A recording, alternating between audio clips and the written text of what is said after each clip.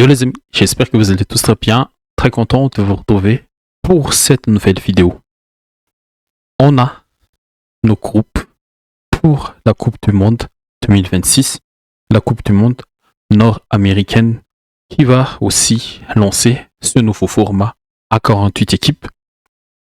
Le tirage s'est bien passé, mais la cérémonie a été très longue avant le vrai tirage. Il y avait pas mal de cérémonies. Il y avait par contre Bocelli qui a offert le bal. Il a bien chanté. Parfait. C'est Bocelli.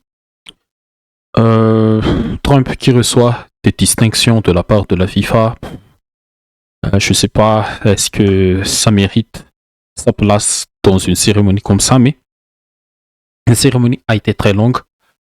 Les protocoles, tous les protocoles avant le vrai tirage, ça a duré presque 1h30 et le vrai tirage, ça a duré au max 40 minutes.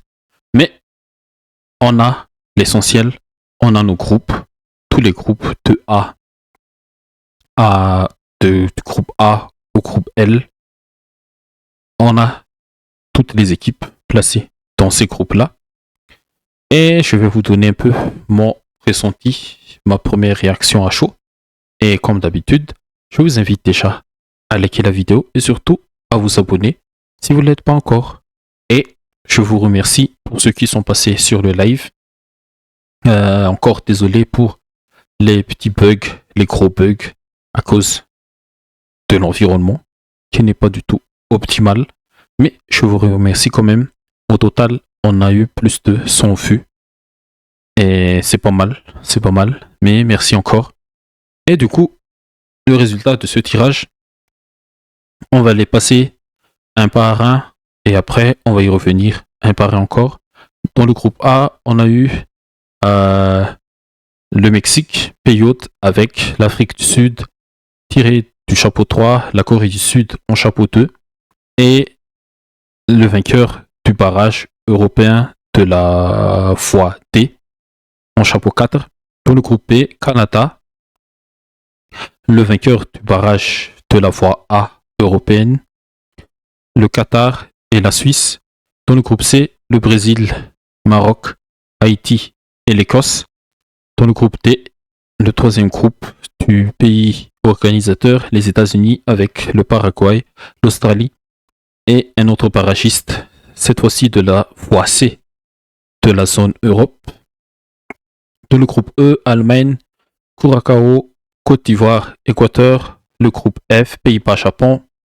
Et un autre barragiste de la voie B de la zone Europe. Et la Tunisie.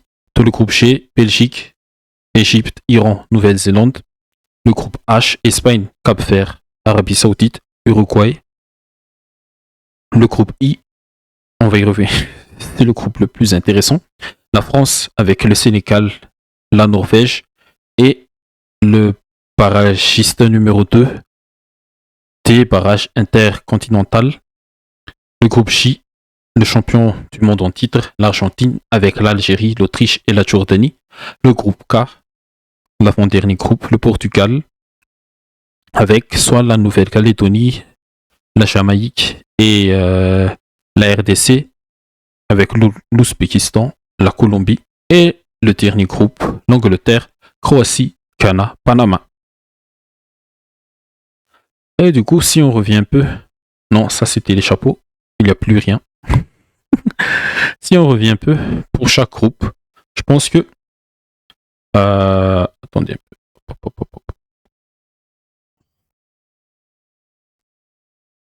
Voilà. Le groupe A, Mexique, Afrique du Sud, Corée du Sud, le barragiste européen de la voie D. Groupe très ouvert. Tout le monde a sa chance d'aller se qualifier en 16e de finale. Que ce soit, je pense, surtout parmi les deux premiers. Oui, on rappelle, format 48 équipes. Les deux premiers de chaque groupe se qualifient directement. Et on y ajoutera les 8 meilleurs troisièmes pour compléter le tableau final. Voilà. Et dans ce groupe A, Mexique, Afrique du Sud, Corée du Sud, si on fait un petit power ranking, je pense que le Mexique à domicile, on va voir, mais le Mexique, je pense qu'ils peuvent terminer premier. Afrique du Sud, j'ai pas suivi leur éliminatoire, tout comme la Corée du Sud, mais je pense que le parachiste européen de la voie D terminera deuxième. Et après, pourquoi pas, entre la Corée du Sud et l'Afrique du Sud se jouera une petite place en, euh, en meilleur troisième. Et si je note un peu la composition de ce groupe, je dirais un 6 sur 10. Voilà. Ouais, j'ai vu un tweet passer. C'est que c'est un groupe d'Europa League ou quoi, mais tous les groupes où il y a le pays hôte, c'est très ouvert. Chaque équipe a sa possibilité et le groupe B de même. Mais cette fois-ci, je pense que la Suisse, elle est l'équipe la plus forte. Et après, si l'Italie va se qualifier, ou l'un de ces quatre peut-être en deuxième position, mais attention aussi au Canada, qui évolue bien aussi petit à petit, et en espérant aussi que Alfonso Davies revient en très bonne forme. Je les mets deuxième. Le paragiste troisième et le Qatar quatrième. Cette compo du groupe aussi, je le mets 6 sur 10. Voilà. Groupe C, Brésil, Maroc, Haïti, Écosse. Là, il y a peut-être un duel entre le Brésil et le Maroc, mais le Brésil est l'ultra favori du groupe, suivi du Maroc et de l'Écosse. Et bien sûr, l'Haïti, la compo du groupe. Et je dirais un 6 sur 10 aussi sur ce groupe. Et le groupe D, 6 sur 10 aussi. Je ne mettrai pas une note à la moyenne. Mais ici, je pense que si la Turquie remporte son barrage, je pense que la Turquie aura beaucoup sa chance. Et les États-Unis, la bande à Pochettino. J'ai même oublié que c'est Pochettino, l'entraîneur des Américains en ce moment, mais Paraguay, c'est difficile à bouger, mais à domicile, ils devront faire leurs preuves. Mais si la Turquie se qualifie pour moi, ils seront le favori numéro 1 de ce groupe. Le groupe E, le groupe de l'Allemagne. Attendez un peu. Hop, hop, hop, hop, hop, hop. Voilà. Le groupe de l'Allemagne, bien sûr, l'Allemagne ultra favori. Attention, la deuxième place et la place en meilleur troisième se joue entre la Côte d'Ivoire et l'Équateur. Je pense que l'Équateur est encore un peu en dessous de la Côte d'Ivoire. Et bien sûr, l'ultra outsider du groupe, la Curacao. Je donnerai aussi un 6 sur 10 pour ce groupe. Le groupe F, je donnerai quand même un 7 sur 10 sur la composition générale. Les Pays-Bas, c'est le foot. Le Japon, c'est le foot depuis quelques années. Non. Et la Tunisie aussi. Ils ont été toujours présents en 2018, 2022, 2026. Troisième mondial consécutif. Mais sur le power ranking, je mettrai un petit étoile sur le Japon, le Pays-Bas en 3 et la Tunisie, le Pays-Bas en 2, la Tunisie en 3 et là, le vainqueur de ce barrage européen de la phase B. Le groupe G, là c'est vraiment un groupe très ouvert pour la Belgique. Il doit sortir premier de ce groupe. Une petite pièce quand même pour l'Iran. Ils n'ont pas été si ridicules que ça en 2022.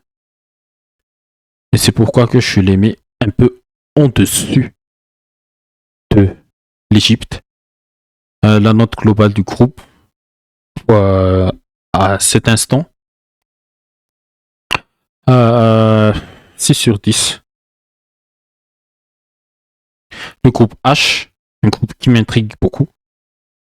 Je mettrai aussi un 7 sur 10 dans la composition générale. Bien sûr, l'Espagne, ultra favorite. L'Uruguay, il faudra, je l'ai dit dans le live, il faudra faire beaucoup de devoirs et de recherches. Mais au moment présent, je dirais que l'Uruguay est deuxième, l'Arabie Saoudite troisième et le Cap-Vert quatrième. L'avantage pour les nations africaines, c'est qu'on aura pas mal d'éléments de réponse parce que la CAN c'est dans quelques semaines et là on peut vraiment évaluer leur niveau pour le moment. Pas pour le moment, mais leur niveau actuel. Et le groupe I, on va terminer sur ce groupe I, mais le groupe J, c'est costaud quand même, avec l'Argentine, ultra favori pour moi. L'Algérie, je le mettrai encore troisième de ce groupe. L'Autriche, un peu plus haut, mais attention, la composition du groupe, 7 sur 10. Non, pas 7 sur 10, mais je vais mettre quand même un 8, parce que c'est costaud. Ouais, j'ai mis 8 sur 10. C'est quand même le groupe le plus costaud après ce groupe I. Le groupe du Portugal, c'est très ouvert pour le Portugal. Ils doivent le remporter. Et voilà. Pas de soucis. Portugal en 1, Colombie en 2, le barragiste en 3, l'Ouzbékistan en 4 et le groupe de l'Angleterre. Sur ce groupe-là, je mettrai aussi un 6 sur 10. Et le groupe de l'Angleterre, bien sûr. L'Angleterre ultra favori. La Croatie après. Le Ghana en 3. Et le Panama en 4. Ce sont des power rankings sur mon feeling. Je n'ai pas vu tous les matchs, tous les résumés de matchs de ces équipes-là, mais c'est mon feeling personnel au moment présent, après ce tirage. Et le groupe I maintenant. Et bien sûr, ce groupe I, c'est le groupe de la mort qui tue. On a la France, le Sénégal, la Norvège et le petit vainqueur du barrage intercontinental numéro 2. On a eu quand même failli eu un Ouzbékistan dans ce groupe, mais s'il y avait l'Ouzbékistan dans le groupe I ou dans le groupe L, je pense, il n'y aurait plus la possibilité pour ce barrage-là. Et du coup, il fallait, c'était obligé de mettre la Norvège. Et attention, la Norvège, c'est une équipe très forte en ce moment. Le Sénégal, expérimenté, c'est leur 3e Coupe du Monde d'affilée aussi. La France, champion du monde 2018, finaliste à l'édition précédente. C'est très costaud. La Bolivie, le Suriname, l'Irak, bon, c'est bien sûr en 4. Et pour le 1, bien sûr, je mettrai la France. Mais Sénégal, Norvège, pour le moment, je le mettrai ex aequo à 2 parce que c'est très difficile de les départager. Ah non, non. À l'instant présent, je dirais que le Sénégal, ils sont 2 et la Norvège ont 3 sur le power ranking du moment. Mais ce groupe, c'est le groupe de la mort. Et dès la première journée, on aura France, Sénégal. Deuxième journée, peut-être France, Norvège. Bouquez tous ces gros matchs dans vos agendas. Et même dans le groupe C, premier match, on a un Brésil-Maroc. On a déjà très hâte. Il y a pas mal de matchs très intéressants. Déjà, sur ce déjà, lors de la première journée, la Chien en totalité, mais pas le premier jour, deuxième jour, mais la Chien en totalité. On a en match d'ouverture, Mexique-Afrique du Sud. C'était déjà le cas lors du mondial en 2010 en Afrique du Sud. Et ça s'est soldé sur un score de 1 partout. Un magnifique but de Chabalalala. Et l'égalisation du doyen Rafael Marquez, si je me souviens bien. Et c'était en 2010. Dans le groupe B, on aura Canada, Italie ou Canada, Pays de Galles. Ça dépend de ces victoires-là. Dans le groupe de ce barrage-là. Dans le groupe C, on aura un Brésil-Maroc en première journée, un États-Unis-Paraguay. Dans le groupe E, Allemagne-Curacao. Là, ça doit être les vacances pour l'Allemagne sans manquer de respect pour la vaillante équipe de Curacao. Groupe F, Pays-Bas-Japon. Très intéressant. Belgique-Égypte. Attention. Espagne-Cap-Vert. Attention. C'est un peu un Espagne contre Portugal. Mais attention, très intéressant aussi.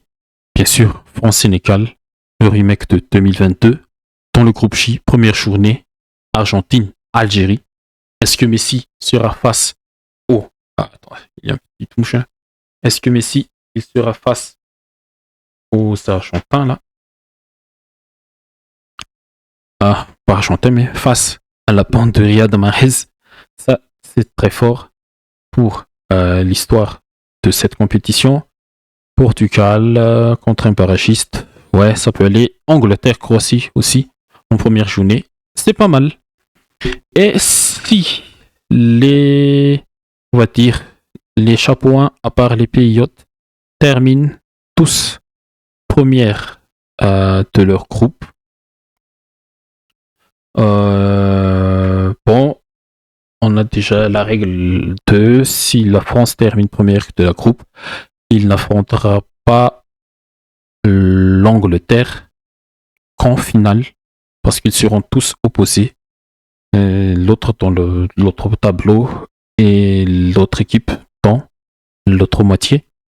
Mais on aura peut-être un France-Argentine en demi-finale, un Angleterre-Espagne en demi-finale. Mais si l'un des deux équipes ne termine pas premier, on aura peut-être un France-Angleterre déjà en demi-finale.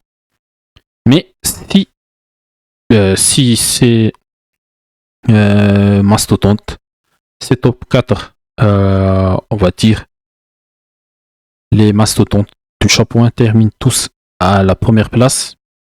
Déjà, au tableau du 16e de finale, on aura si le premier du groupe E, c'est l'Allemagne. Ouais, si l'Allemagne sort premier de son groupe, et si l'Angleterre aussi sort premier de son groupe, on aura déjà un Angleterre-Allemagne, possiblement en huitième de finale. Et ça, c'est très très très fort. Et il y a quoi aussi? Des matchs. Non, pas Angleterre, mais le groupe I. On aura déjà peut-être un France-Allemagne éventuellement en huitième de finale de ce mondial. On se projette un peu. Hein. Et ça fait déjà presque 20 minutes. Mais on va finir. Et quoi aussi, des matchs intéressants. Là, si le premier du P, non, ça c'est pas intéressant. Le match-up le plus intéressant, c'est ça. Si l'Allemagne termine premier, ou désolé, si l'Allemagne termine premier et que la France aussi termine premier, et ben s'ils réussissent leur match en 16e, on aura un Allemagne-France en huitième de finale, alors que c'est une affiche au moins de demi-finale, si on se base bien sûr sur l'historique des deux équipes.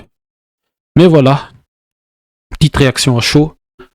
Le groupe I, je ne l'ai pas noté, mais ce groupe I, c'est très costaud. Je mettrai 9 sur 10 pour moi. Le groupe de la mort, le meilleur groupe. On espère qu'il nous offrira des matchs palpitants et spectaculaires. On est dans le pays du spectacle, du show. On préfère le show. Et donnez-nous du show, les gars. Vous avez encore 6 mois pour se bien préparer à cette compétition majeure. Et voilà. Et vraiment, avant de terminer, bien sûr, France-Norvège. Je l'ai déjà dit, mais Mbappé vs Haaland. Deux potentiels à la course, deux potentiels aux courses au Ballon d'Or. Attention. Mais on se donne rendez-vous dans 6 mois pour connaître le verdict de tout ça. Et voilà. Merci à vous tous d'avoir regardé la vidéo. Et comme d'habitude, je vous invite à vous abonner surtout si vous ne l'êtes pas encore. Je vous dis à la prochaine. Bye bye.